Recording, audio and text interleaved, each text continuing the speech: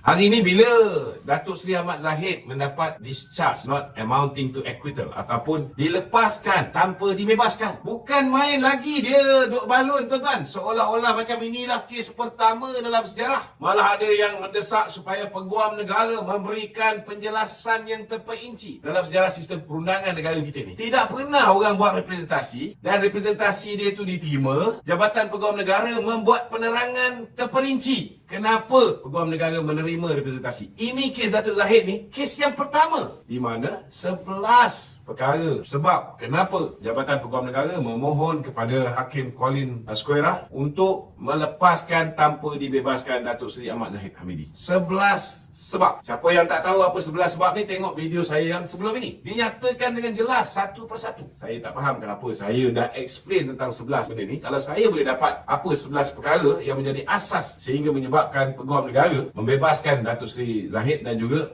menghentikan pertuduhan ataupun pendakwaan ke atas Datuk Seri Zahid, kenapa orang lain tak boleh dapat? Ini yang satu benda yang kita amat-amat ragu. Sebenarnya hakikat dan realitinya, saudara, orang yang banyak membantah ni adalah orang yang mempunyai kepentingan. Orang macam Syed Saddiq, kita pun tahu kiblat dia dengan Datuk muda. Ini semua perkakas satu, tuan-tuan. Lepas tu kita tahu bahawa orang macam Ambega, orang yang rapat dengan Tommy Thomas, bila mana tahu salah satu sebab paling utama, walaupun diletak nombor 11, alasan nombor 11 oleh Jabatan Peguam Negara kenapa pengguguran ke atas kes Datuk Zahid ni dilakukan, diberhentikan pendakwaan ini, ialah kerana kebocoran memo yang jelas ditulis oleh DPP Datuk Ahmad Akram Garib yang menyatakan bahawa 7 DPP dan 5 orang IO mengatakan bahawa kes Datuk Seri Zahid ini tidak ada asas untuk didakwa sama sekali. Tetapi 2 hari selepas itu, kawan baik Ambega iaitu Tommy Thomas tetap meneruskan pendakwaan. Ini jelas menunjukkan, saudara, bahawa berlakunya pendakwaan terpilih berniat jahat dan bermotifkan politik.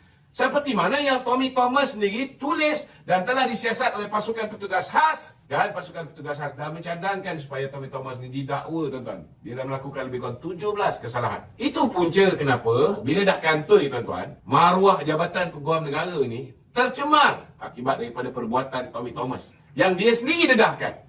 Ini yang tak bijaknya Tommy Thomas ni, tuan-tuan. Maka bila dia dah dedahkan dan hari ini terbongkar memorandum tersebut, belum lagi cerita memorandum tentang pasukan pegawai penyiasat dan juga pasukan DPP mencadangkan supaya Datuk Seri Najib dan juga Tan Sri Irwan Seliga tidak didakwa. Akhirnya didakwa juga, memang jelas berlaku pendakwaan pilih. Jadi sepatutnya bukan hanya kes Datuk Seri Zahid digugurkan oleh Peguam Negara yang telah menamatkan perkhidmatan beliau hari ini, tetapi ianya juga patut menggugurkan kes yang melibatkan Datuk Seri Najib dan juga Tan Sri Irwan. Ada juga orang tanya, Tan Sri Idrus Harun bermula cuti pada 1 bulan September dan Peguam Negara yang baru bermulakan perkhidmatan pada 6 September. Maknanya sebelum dia bercuti 1 bulan tu, keputusan dah dibuat. 4 hari bulan September tu, keputusan itu didengari dan dibawa ke dalam mahkamah kerana 4 hari bulan September itu sepatutnya ada pembicaraan. Kak Long ataupun Datuk Nurul Hidayah sepatutnya menjadi saksi. Dia datang, dah ready lah. Maknanya keputusan tu dibuat sebelum 1 September. Apalah korang.